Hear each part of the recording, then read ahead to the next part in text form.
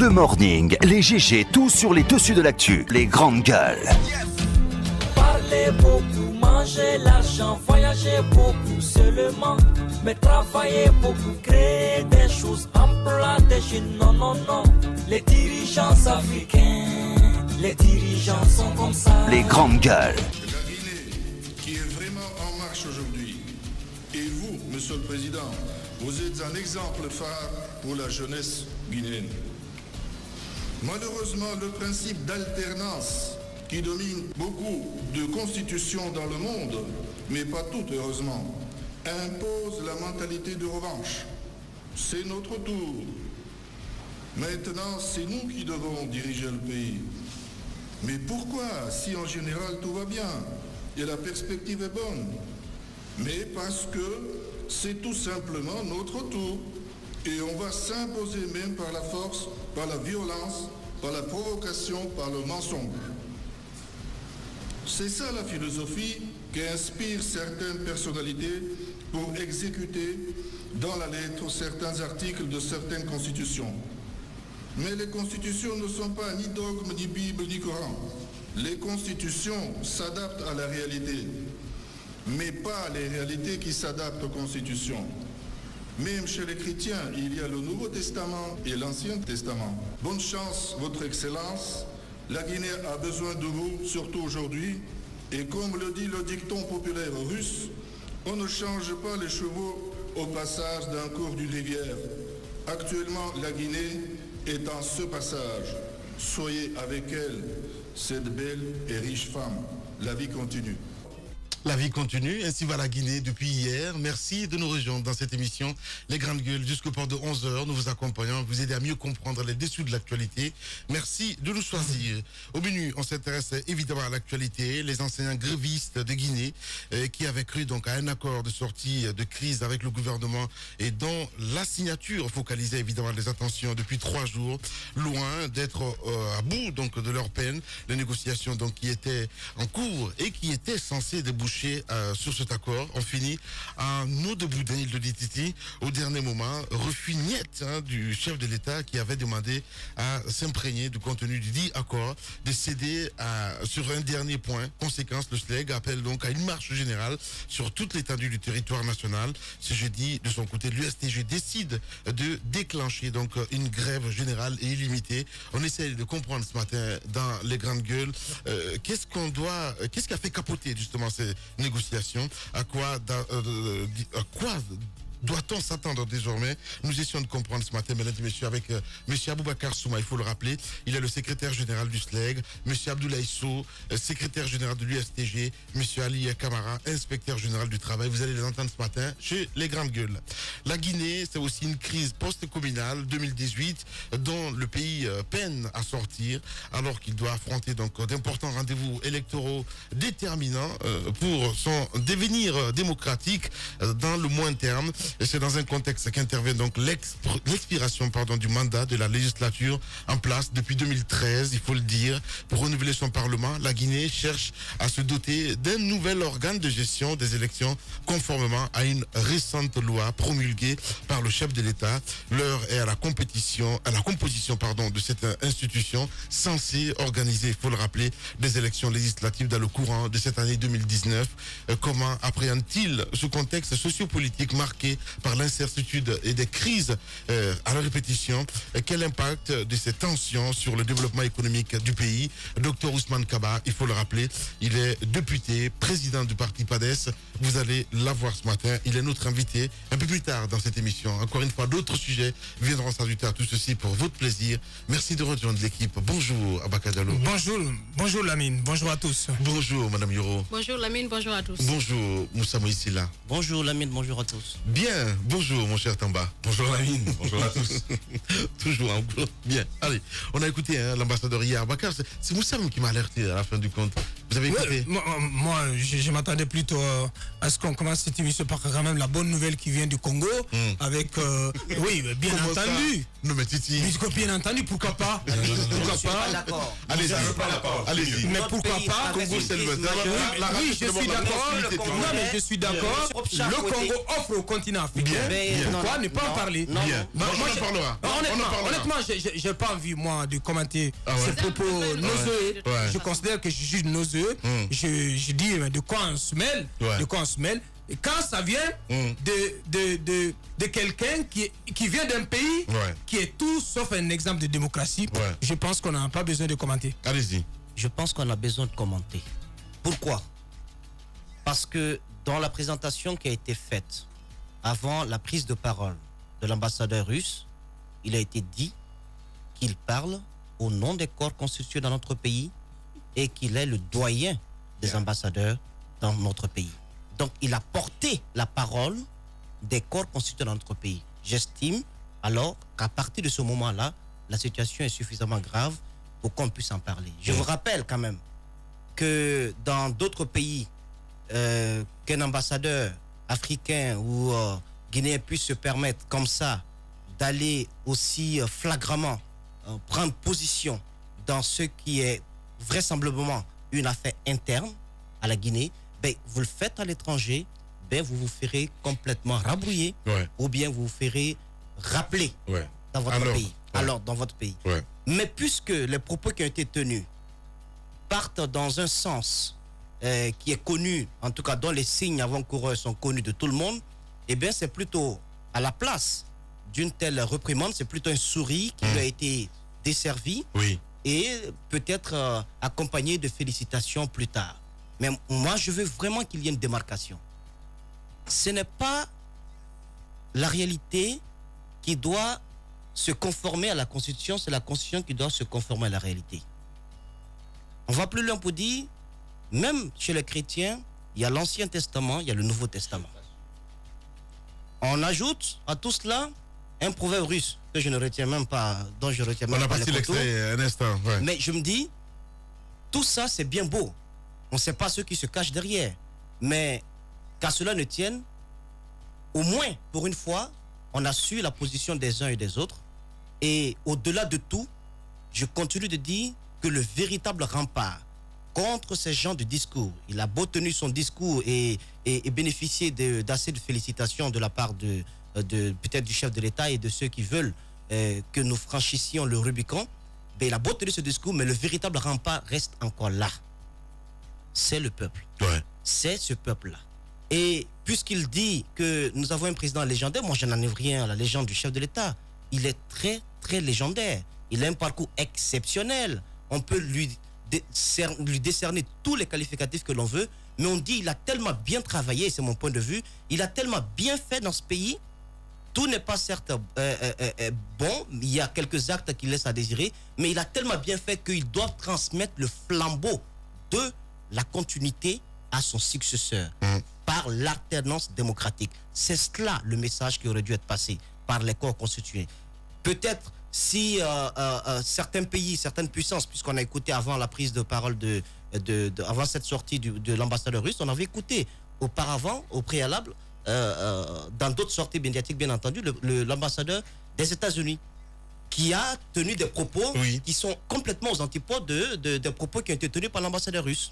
Donc, ça m'étonnerait que d'ici là, pendant ce laps de temps, que la position également des États-Unis ait changé là-dessus. Mais il ne s'agit pas des États-Unis, il ne s'agit pas de la Russie, de la France, ou encore, que sais-je. Il s'agit des Guinéens qui doivent décider de quoi faire de leur destin, qui doit présider à leur destinée. C'est de cela dont il s'agit. Je pense qu'on ne peut pas s'accrocher au discours des ambassadeurs pour dire tiens, notre sort est scellé. Non, notre sort dépend de ce que nous voudrions bien en faire. Et j'estime qu'on n'est pas en train, au niveau des dirigeants, de comprendre que faire même l'apologie de ce genre de discours peut anticiper des choses qui ne se seraient pas réellement déroulées. Donc il va falloir quand même qu'on mette un peu bas la terre, même si ces velléités deviennent de plus en plus pressantes, mais il va falloir quand même mettre bas la terre pour dire ce pays a besoin quand même de donner un bel exemple à un moment donné. Moi, j'estime que quand on est bon président et qu'on a bien travaillé pour son pays et qu'on a réussi en 5 ans, 8 ans à faire ce que les précédents régimes n'ont pas fait en 50 ans, on doit être pressé, bien plus que le peuple, de transmettre ce flambeau afin qu'un autre, de façon bien entendu démocratique, puisse continuer les œuvres. Mais on n'idéalise pas un personnage. On n'en fait pas, comment on appelle, une sorte de... prêtez-moi l'expression, une sorte d'homme-providence. Parce que en ce moment-là, nous ne sommes plus dans un système démocratique, nous sommes plutôt dans un système autocratique qui vire à l'anarchie, où il va falloir attendre que le bon qui nous a été envoyé par le ciel finisse complètement, comme on a l'habitude de le voir en Guinée, et qu'un autre puisse venir à sa place et que ça puisse continuer de la sorte. En ce moment-là, je pense qu'il serait mieux de changer notre constitution, d'y mettre autre chose que des notions démocratiques, parce qu'en ce moment-là, nous ne serions plus une nation démocratique. Les grandes gueules. Encore une fois, le rempart existe, et ce n'est pas le discours d'un ambassadeur, fût-il l'ambassadeur russe, c'est pas ce discours-là qui pourra changer la position du peuple. Allez-y, Tamba. Alors, en fait, en plus d'avoir fait le DJ, il a aussi montré que c'est aussi un théologien, cet ambassadeur. La Bible, il y a le Nouveau Testament, il y a l'Ancien Testament. Il fait allusion au dogme, au Coran, à la Bible, comme on a pu le voir. C'est simplement dommage. Moi, je rejoins carrément Moussa Moïse pour dire à Boubacar, ça nécessite qu'on s'y attarde un peu. Ça nécessite qu'on s'y attarde. Au-delà du fait d'avoir pris la parole au nom des représentations diplomatiques présentes en Guinée, il faut quand même ne pas perdre de vue qu'il représente la Russie. La Russie en géopolitique, on sait quand même ce que c'est. Les États-Unis d'un côté, la Russie toujours de l'autre côté. C'est même traditionnel. C'est rarement deux fois qu'on a retrouvé la Russie et les États-Unis avoir le même point de vue sur ceci ou sur cela. Ils ont pas mal développé cette politique qui consiste à ne pas s'ingérer dans les affaires des États de manière officielle. Oui. Ils le disent eux-mêmes, mais dans la pratique, on voit bien qu'on en est loin. Et la Russie, ce n'est pas n'importe quoi. Ouais. Ça veut dire que si on soutient un troisième mandat, on le soutient vraiment à tous les niveaux. Il faut quand même amener aujourd'hui les Guinéens à se poser la question de ce qu'il va en être. Malheureusement, on est dans ce contexte. Moi, je veux dire aux Guinéens ou même à Moussa Moïse, inutile de rappeler à ce diplomate qu'il n'a pas à s'ingérer dans nos affaires internes. Ils le savent. Ouais. Pas besoin de leur dire, écoutez, ça c'est contre votre mandat en République de Guinée. Ils le savent pertinemment.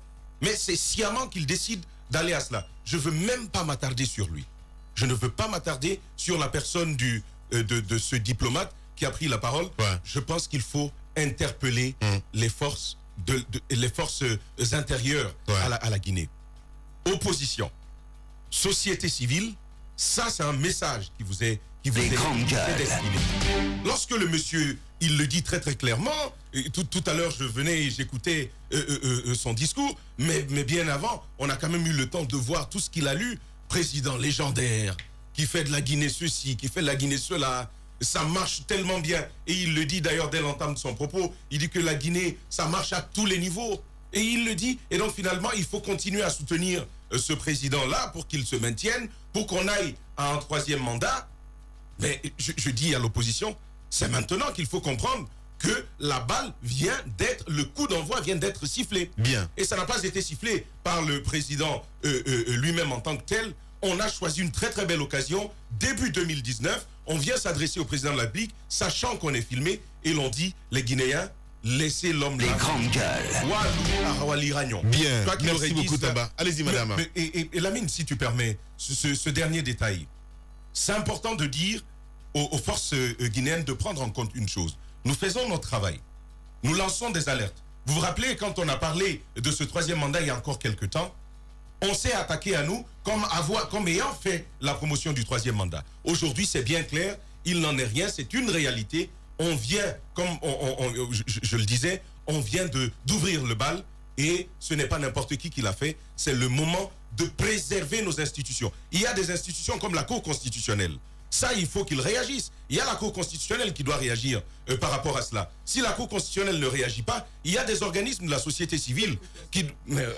Aboubacar, c'est nécessaire que la Cour constitutionnelle réagisse. Mais au-delà de cela, il y a les grandes gueules qui doivent comprendre où est-ce que nous en sommes. C'est grave, c'est simplement grave. Merci beaucoup, Tamba. Allez-y, madame. Insultant. Allez-y, madame. Peuple de Guinée. Allez-y, madame. Non, mais moi, je voudrais juste rappeler que un ambassadeur qui vient parler dans un pays, sa voix n'est pas forcément l'émanation du vœu de ce peuple-là. Ouais. Le peuple de Guinée est souverain. Je pense que c'est un pays qui est indépendant, qui a opté dans les années 90 pour le multipartisme. Je pense que ça a été parmi les combats menés par l'actuel président, le président Alpha Condé. Ça lui a permis de se présenter, de briguer plusieurs, je veux dire, d'être candidat à plusieurs élections. Donc, quand même disent que la première élection en 93, que son parti l'avait emporté, qui sait. Mais en tout cas, ça a permis une certaine ouverture, ça a permis à la pluralité d'opinions dans notre pays. Je pense que ce n'est pas aujourd'hui, pour quelqu'un qui s'est battu pendant toutes ces années, ce n'est pas parce que quelqu'un a parlé, un ambassadeur a parlé, qu'il va forcément suivre. Mais il faut alerter. Mais c'est pas la première fois qu'on parle de cela, de cette ouverture, de cette volonté de maintenir le président Alpha Condé au pouvoir. Ouais. Tamba l'a dit tout à l'heure, d'aucuns ont déjà dit les gens l'ont dit. Mais est-ce que c'est ce qui est conforme avec nos textes de loi? Cet ambassadeur qui parle, il parle de constitution, il dit heureusement que c'est pas tout. Mais chaque pays a ses réalités. J'ai suivi par exemple un discours une fois du président Obama qui était en Afrique, qui disait qu'il a entamé un beau travail, il aime ce qu'il fait, il aime son travail, mais il ne peut pas se représenter à l'Union africaine. Il a dit ça au président africain. Il a dit qu'il adore sa profession, il adore le fait d'être président, il a entamé beaucoup de projets, il aimerait continuer, mais qu'il ne peut pas le faire parce que sa constitution ne lui permet pas de le faire. Et d'ailleurs qu'il ne comprenait pas pourquoi certains chefs d'État africains s'accrochent au pouvoir, parce qu'on sait que quand quelqu'un prend le pouvoir en Afrique, tu t'enrichis, tu as des possibilités de mener ta vie autrement après avoir été président. Je me demande pourquoi on se laisserait influencer par le discours d'un ambassadeur, quelqu'un qui est juste accrédité pour représenter son pays en Guinée. Je ne sais pas pourquoi on se laisserait embobiner. À écouter les propos de l'ambassadeur, j'ai l'impression d'écouter une personne qui fait partie de la mouvance présidentielle. Je n'ai pas l'impression d'écouter un ambassadeur. Je ne crois pas que tous ceux qui étaient là, tous ces ambassadeurs voulaient que ce qui a été dit soit dit en leur nom. Je ne le crois pas. Parce que Moïse l'a dit. Je ne crois pas que les États-Unis veuillent prôner la modification des constitutions. Je ne pense pas que Bruxelles, la Grande-Bretagne, les autres, tous ces pays qui se limitent, qui respectent les lois. Parce que ce sont les lois qui font les sociétés la mine. La différence entre nous et la jungle, c'est que nous fixons les lois pour qu'il n'y ait pas de débordement. Ce sont ces lois qui nous permettent de vivre, de respecter les uns et les autres, de pouvoir vraiment vivre en société, en harmonie. Mais s'il faut adapter chaque situation, à chaque fois qu'il y a une personne, on se dit que oui, c'est la meilleure personne. Je pense qu'il n'y a pas de personne, je veux dire, d'homme providentiel, une personne dont on ne peut pas se passer. C'est ce qui fait souvent les problèmes en Afrique. Les hommes qui sont là ne préparent pas la relève. Ils estiment qu'ils sont les seuls à pouvoir diriger le pays. Ce qui fait qu'ils sont là de façon éternelle. Ils sont là pendant 25-30 ans. À leur départ, c'est le chaos. C'est ce qu'on ne souhaite pas. Je pense qu'on a réussi quand même à franchir un cap. Il faudrait qu'on le maintienne. Le président est arrivé en 2010. Ça a suscité beaucoup d'espoir. Il a été réélu en 2015. Je pense qu'il y a d'autres présidents qui l'ont fait. On a vu par exemple Abdou Diouf qui après a servi le monde, qui a été à la francophonie. On a d'autres présidents en Afrique ici qui sont venus, qui sont partis, qui ont été respectés. Je pense que c'est possible qu'on le fasse en Afrique. Je veux dire en Guinée, la situation est suffisamment critique aujourd'hui. Je pense qu'avec ce problème des enseignants, cette crise politique post-électorale, on a organisé des élections, ça va faire 1 an. On n'a pas pu finir d'installer ces gens-là. Je pense qu'on n'a pas besoin de ce genre de discours. On a besoin de personnes qui nous encouragent à régler les crises comme cela, à organiser les élections à temps et de faire en sorte que la Guinée avance, mais pas que la Guinée se focalise sur une seule personne, parce qu'une personne ne fait pas une nation. C'est tout un peuple. Et parmi ces Guinéens, on est plus de 11 millions, je crois. Ouais. C'est pas un seul qui peut aider la Guinée à sortir de l'ornière. Je pense que c'est pas la terre qui se dérobe sous les pieds des Guinéens. Après ces propos que je qualifie de nauséeux de cet ambassadeur, pour ma part, c'est pas le ciel qui nous tombe sur la tête. Ce qui est à dire, c'est que ces velléités, Moussa l'a rappelé, ces velléités, elles existent, elles se manifestent. C'est pas aujourd'hui, ce n'est pas d'ailleurs aujourd'hui que ces velléités ont commencé à se faire jour. Il y a plusieurs hauts responsables du parti présidentiel qui sont déjà exprimés dans cette voie. Nantou Chérif, l'ancien directeur de la police, et qui sais-je encore. Donc, quand l'ambassadeur il vient en rajouter une louche, j'appelle comme ça, pour ma part, il y a rien de nouveau sous le soleil. Pour ma part, j'ai dit qu'il a parlé pour sa propre chapelle. Je ne crois pas, c'est là où je rejoins Mme Hiro, je ne crois pas qu'il ait parlé au nom de tous les ambassadeurs qui étaient présents. Je ne crois pas que ce qu'il a dit soit partagé par tous les ambassadeurs qui étaient présents. Non, je ne crois pas. Je ne crois pas. Ouais. Il est le doyen des ambassadeurs. Au moment où il prend la parole, en fait, il est à ce titre, c'est lui qui prend la parole à l'occasion de cérémonies officielles de ce type, parce qu'il s'agissait des vœux des corps constitués au chef de l'État. Donc, à ce titre, il prend la parole. Vous ne pouvez pas savoir à l'avance que cet ambassadeur va tenir tel ou tel autre discours. En gros, ils peuvent s'entendre sur les grandes lignes de ce qui va être dit, mais personne ne pouvait s'attendre qu'il allait verser dans un tel niveau de démagogie. C'est très grave. Parce que les grandes gueules. Moi, je ne pense même pas qu'un responsable du parti présidentiel soit allé jusqu'à un tel niveau de démagogie. C'est très grave. Ouais. Parce que ceux qui l'ont fait, ceux qui ont prôné cette modification, cette continuité, parce qu'ils ne parlent même pas du troisième mandat, ils pensent que le président doit continuer indéfiniment. Même ceux qui ont déjà prêché dans cette voie avant lui n'ont pas atteint un tel niveau de démagogie. Donc je crois que ce sont des propos qui sont à condamner, mais qui ne viennent pas, à mon avis, les grandes gueules, qui ne viennent pas quand même chambouler ou nous apprendre de nouvelles choses sur ce qui est en cours, sur ce qui est en préparation. Tout le monde sait que le président, il est dans cette voie, même si ça ne se dit pas ouvertement, officiellement, mais on sent que dans son entourage et au niveau du parti présidentiel, c'est un rêve qui est caressé, c'est une ambition qui est nourrie. Donc on veut amener le président Alpha Condé à aller au-delà de son mandat présidentiel. On essaie de mettre en place tous les schémas, tous les scénarios possibles par lesquels il faut passer pour arriver à soit un glissement des calendriers ou à une modification de la Constitution. Moi, je pense que le président Alpha Condé devrait, en tant qu'opposant, il a été un opposant historique, il devrait se rappeler que pour qu'un pays amorce un véritable processus de démocratisation, il a besoin, lui, en tant que premier président démocratiquement élu, il a besoin d'entrer dans l'histoire par la grande porte. Entrer dans l'histoire par la grande porte, ça veut dire, il doit, par exemple, prendre l'exemple sur son homonyme au Mali, Alpha Omar Kounari. Il a fallu Alpha Omar Kounari au Mali pour que les linéaments de la démocratie soient jetés, pour que les bases de l'ancrage démocratique soient jetées, même s'il y a eu la parenthèse des coups d'État. Mais il a fallu Alpha Omar Kounari pour qu'on ait aujourd'hui IBK. Il faut donc IBK pour qu'on ait un autre président. Donc il faut que l'alternance soit permise, soit possible dans les pays africains. Du côté du Madagascar, vous avez Rajolina qui vient. Il avait pris le pouvoir, il a rendu, et après il revient, il est démocratiquement porté aujourd'hui.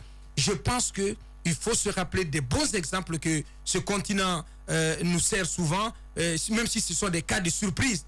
Le président, il doit entrer dans l'histoire. Vous ne pouvez pas, parce que vous avez des chantiers gigantesques que vous avez lancés dans le secteur de l'énergie, par-ci, par-là. Vous ne pouvez pas faire de cela une obsession, à dire que c'est vous qui devez les conduire jusqu'à terme pour nourrir le rêve de vous accrocher au pouvoir. Ce n'est pas possible. Et à un moment donné, il faut savoir que au-dessus de tout ça, il y a Dieu. Bien. Alternance au Congo, cette réaction de Sidia Touré, hein, quai de fraîcheur de cette Afrique centrale, d'où l'on n'attendait pas grand-chose ces derniers temps. Le peuple congolais en a pour le moment le vrai gagnant auprès des années de lutte politique. C'était prévisible? Ben, moi, je suis étonné parce que je ne m'attendais pas du tout à un tel scénario. Pour moi, l'homme providentiel de ce côté-ci se serait encore accroché au pouvoir en trouvant une autre brèche. Mais déjà qu'il y ait eu cette possibilité avec Tshisekedi, je pense que c'est un autre message, une autre figure que je vois du Congo. Parce que quand vous regardez tout ce qui a été fait, et par la société civile, mais également par les religieux dans ce pays, et quelquefois les changements, parce que le président, il est du côté du Congo, il est d'une telle versalité que quand il prêche le jour la bonne parole, la nuit il peut prêcher autre chose. Mais malgré tout cela, que l'on soit arrivé à un tel résultat, je pense que le président Sidi a raison, c'est le peuple congolais qui gagne. Et c'est aussi un message qui est envoyé à l'Afrique et directement posté au palais Sékou Touré pour que quelqu'un là-bas puisse entendre raison. Bien, allez-y mon cher Tamba. Alors, une chose que je note dans cette élection, c'est la place des religieux.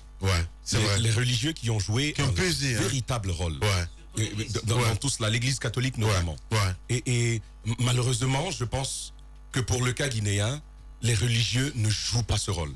Nous sommes plus ou moins rendus orphelins par rapport à ce rôle qu'on attend de tous les religieux, celui de dire la vérité. Les grandes gueules. Les politiques ont peur et que la société civile en tremblote, c'est le religieux qui prend son bâton et qui vient devant le chef. Je suis d'accord. Parlant au nom de Dieu, il lui dit clairement ce qu'il a à entendre.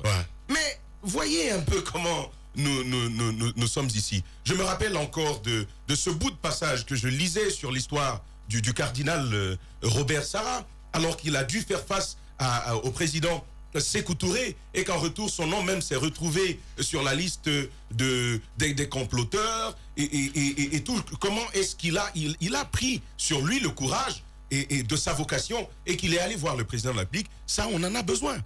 Aujourd'hui, ils ont quand même l'accès facile au palais Sékou Touré.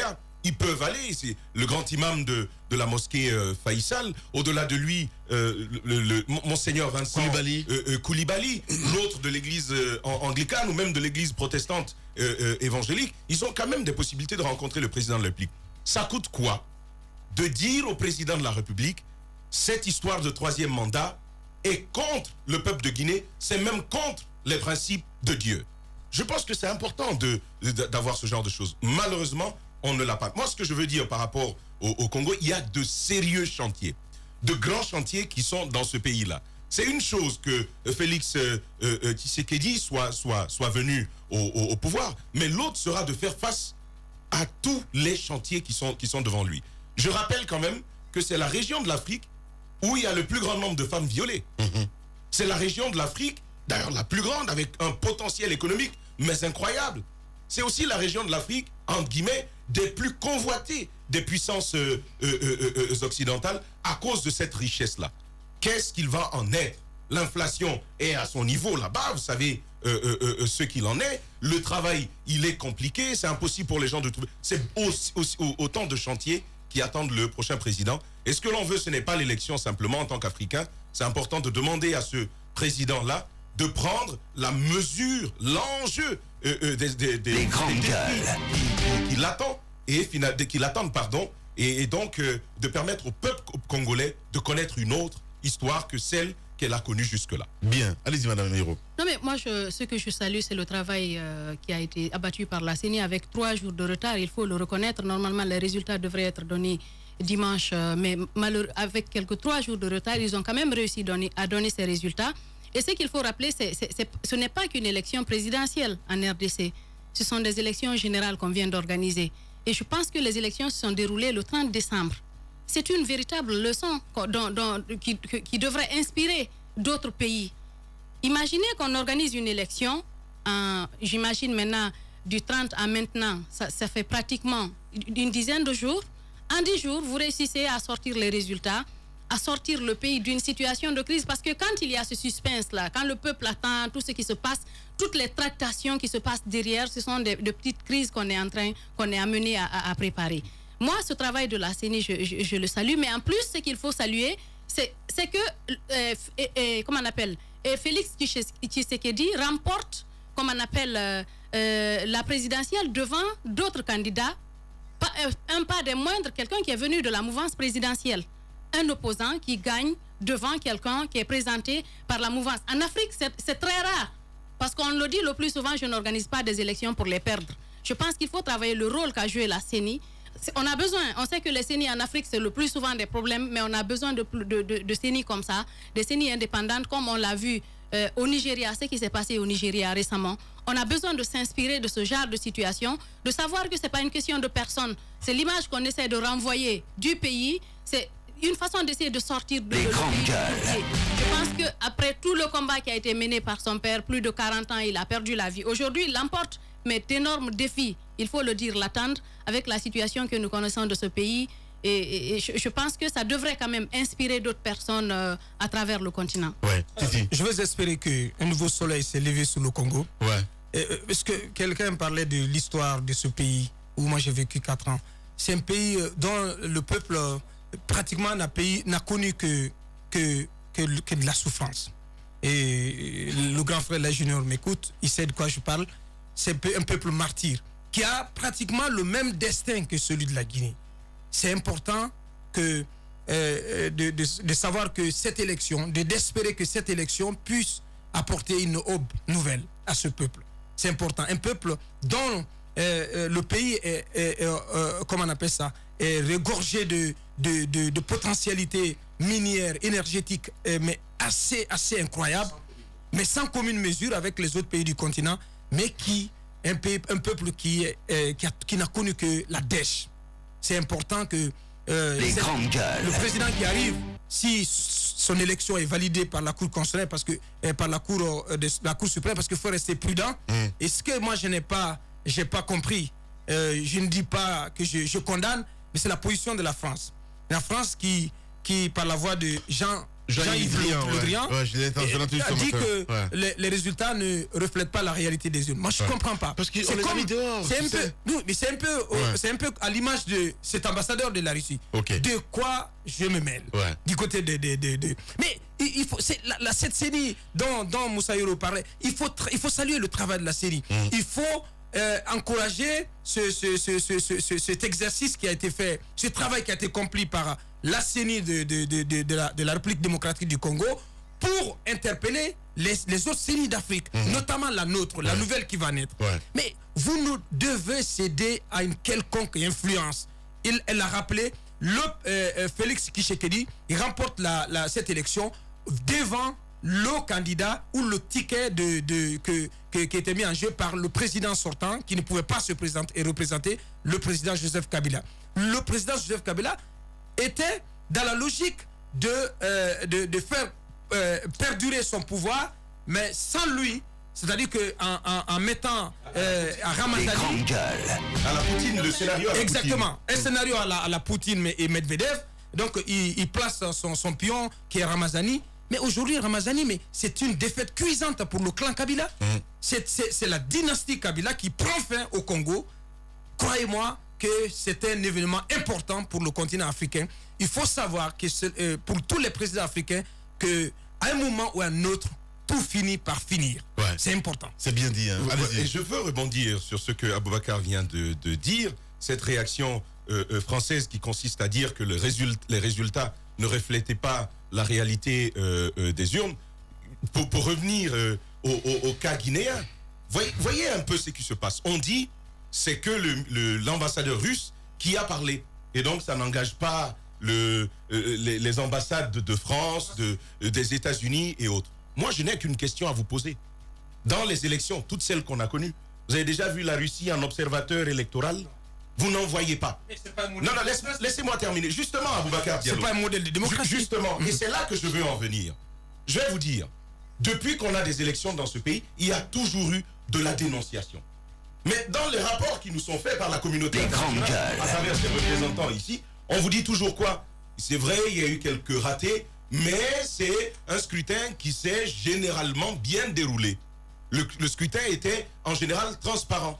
Et donc, on apporte son quitus à l'élection d'un tel ou d'un tel autre. Ce que je veux dire, encore une fois, c'est important de voir à travers la main de la Russie la communauté internationale. Je n'affirme pas d'emblée que c'est cela, mais il y a toutes les raisons pour moi de croire que tous les autres pourraient se mettre derrière l'ambassadeur russe pour la simple raison que l'histoire doit instruire le futur. On a vu ce qui s'est passé dans le passé ici en Guinée avec le général Lansana Conté. Il a touché à la Constitution. Est-ce que ça a empêché les pays dont vous parlez de collaborer avec lui?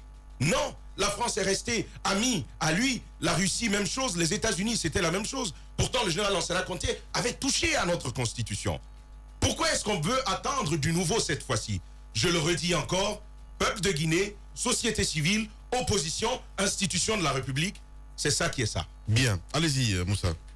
Juste pour dire que lorsque vous avez à la tête des pays africains ou ailleurs dans le monde un président qui ne souhaite plus marcher en fonction des normes démocratiques, ben, généralement, ces présidents-là changent de collaborateurs, en tout cas de partenaires. Ils se tournent très souvent vers soit la Russie ou bien la Chine.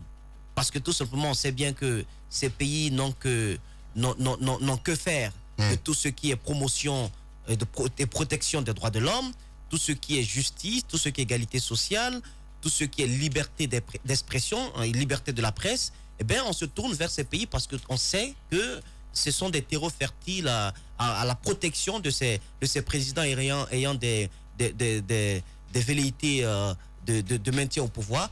Et je pense également que la Russie n'est pas un exemple. Mais qu'il ait parlé et qu'on l'ait présenté comme étant le doyen des corps constitués et donc qui porte la parole de ces ambassadeurs, je pense que là, c'est inquiétant. Okay. Hier, j'ai soulevé, j'ai fait une alerte. Et j'aimerais que tous ceux qui se battent pour l'alternance démocratique dans notre pays comprennent qu'ils refusent c'est-à-dire qu'ils refusent d'accompagner le président à son propre maintien au pouvoir. C'est-à-dire que malgré lui, on peut l'amener, en tout cas ses forces d'opposition peuvent l'amener à rester au pouvoir sans déclarer qu'il a besoin d'un troisième mandat, parce qu'il ne va pas le déclarer. Donc, l'opposition, ce qu'elle peut faire, c'est de refuser toutes sortes de rallonges, toutes sortes de disputes, de controverses à l'interne, et de parer au plus pressé. Quant à l'organisation, bien entendu, il va falloir se rassurer d'avoir toutes les clés de transparence avant d'aller à ces élections, mais il faut refuser de s'embourber dans des questions d'ego qui peuvent mettre en retard, bien entendu, le calendrier électoral. Parce que si vous le faites, vous lui déroulez un tapis rouge pour un glissement de calendrier, et quand il y a glissement de calendrier, eh bien, devant la face du monde, il dira c'est pas de ma faute, ils se sont pas entendus. C'est pourquoi cette sorte de rallonge dont on parle à l'Assemblée nationale, je ne la veux pas. Vous savez pourquoi? Parce que le président puisse prendre des ordonnances puisse gérer le pays par ordonnance, ou bien que cette Assemblée puisse rester pour moi, il n'y a aucune différence. Parce que je ne vois pas ce que l'Assemblée, la législature qui finit, a pu bien faire pour caler certaines velléités, certaines dénonciations que nous avons faites. Qu'est-ce qu'elle a produit? Est-ce qu'elle a pu résister face aux assauts répétés du pouvoir exécutif? Elle n'a pas pu résister, cette Assemblée nationale. Donc, si elle n'est pas, je pense qu'il n'y a aucune différence pour ma part. Et d'ailleurs, il y a une importance, il y a un avantage. Ça va nous coûter moins cher parce qu'on n'aura pas à payer des gens qui font un travail qui n'est pas le travail qu'on attend d'eux. Non, mais moi, je voudrais toujours rappeler que le peuple a le dirigeant qu'il mérite. C'est vrai que c'est bien de rappeler comment on appelle, aux forces d'opposition, de la société civile, de se réveiller, de se battre. Le peuple a les dirigeants qu'il mérite. À un moment donné, il faudrait qu'on sache faire comprendre à nos dirigeants qu'à un moment donné, on a voté pour vous, oui, mais pour 2 mandats. Après, il faudrait que qu'on mette quelqu'un d'autre à l'épreuve. Parce que donner le pouvoir à quelqu'un, c'est une façon de le mettre à l'épreuve, de savoir jusqu'où vous pouvez aller, jusqu'où vous pouvez aider le pays. Par exemple, quand je prends le cas du président Abdoulaye Wade, il a laissé de grands chantiers. L'aéroport actuel qui a été récemment inauguré, c'est lui, l'aéroport Blaise Diagne. C'est extraordinaire les travaux qui ont été faits de ce côté. Mais c'est lui qui avait commencé. Il n'a pas achevé. Macky Sall a achevé ses travaux. Les grandes autoroutes, la nouvelle ville qu'on est en train de sortir, Tchamnadjoum, la nouvelle ville qu'on est en train de sortir, ce sont des projets qu'il a mis là. Il a mis en place, il a laissé d'autres personnes. Ce pays a tellement de personnes qui peuvent aider à construire. Parce que il y a tellement d'élites, tellement de personnes qui peuvent aider ce pays à avancer. Comme je l'ai dit, qu'on ne peut pas se permettre de s'attendre à un homme providentiel. Il faudrait que le peuple de Guinée puisse à un moment donné se réveiller, qu'on ne puisse pas vivre de façon répétée. À chaque fois on sort d'une situation, on replonge dans la même situation. Combien de fois on a parlé de cette crainte de glissement de calendrier qu'on est en train de vivre aujourd'hui par rapport aux législatives? On n'en parle même pas. Pourquoi on ne se mettrait pas à la tâche dès maintenant pour faire en sorte qu'on puisse avoir ces élections législatives? Parce que normalement, on devrait les avoir maintenant, là, au premier trimestre 2019. Mais on n'en parle pas. Qu'est-ce qu'on attend pour faire en sorte qu'on ait ces législatives? On va avoir une assemblée en fin de mandat. Finalement, on se demande comment ça va se passer. Après cela, si on n'a pas les législatives à temps, est-ce qu'on aura la présidentielle à temps? C'est la question que je me pose. Est-ce qu'on parlera éternellement d'élections en Guinée? Pourquoi ce problème se pose-t-il? Pourquoi on n'organise pas les élections à date pour éviter? Parce que tous les problèmes de la Guinée tournent autour d'élections. Tournent autour d'élections. On a organisé des élections, comment on appelle, des élections communales qu'on devrait avoir en 2011. Les élections législatives qu'on doit avoir maintenant là, on n'en parle même pas. On n'a pas fini d'installer les exécutifs communaux. Mais pourquoi ce pays se laisse embourber par des situations futiles qui ne devraient même pas exister? Juste une question de calendrier. Mais les businessmen de la crise, je pense qu'ils sont là et le peuple devrait savoir qu'ils sont là et il ne devrait pas se laisser faire. Bien. Radio Espace, les grandes gueules. Leur spécialité, c'est la démesure totale. Tant qu'ils ne changeront pas, nous ne changerons pas non plus. Les grandes gueules, à suivre tous les jours sur la radio d'opinion. Radio Espace.